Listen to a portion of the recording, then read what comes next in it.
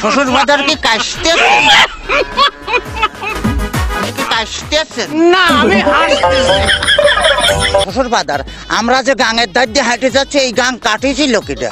এ গাং তোর বাপ কাটিছিল। এত বড় গাং আমার বাবা কাটিছিল? তোর বাপ কাটিছিল?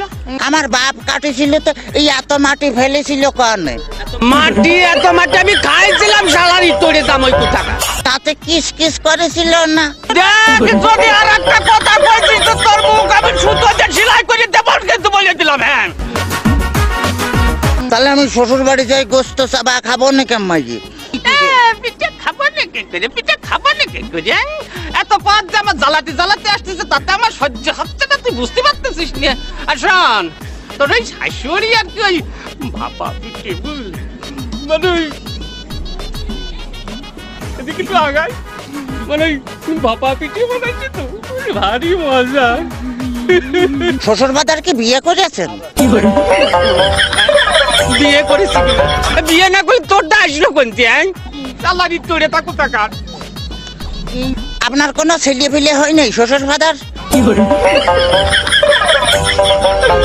কপাল আমার কপাল, আমার জামাই কয় যে আমার ছেলে পেলে হয়েছে কিনা কষ্ট দেখে আমি আর কোন দিকে যাই? তোর মারিয়ে অতপা গুঁড়ো করে দেবো কিন্তু একেবারে দেখেছিস? তাহলে আমি শ্বশুর বাড়ি যাই গোস্ত চাবা খাবো নাকি? গোস্ত চাবা খাবা নাকি করে?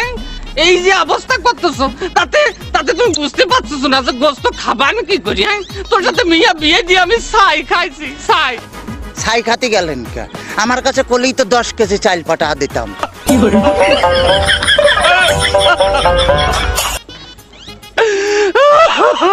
কাঁদতেছেন শ্বশুর বাজার? না হাসতেছি দেখতেছি। ও আমার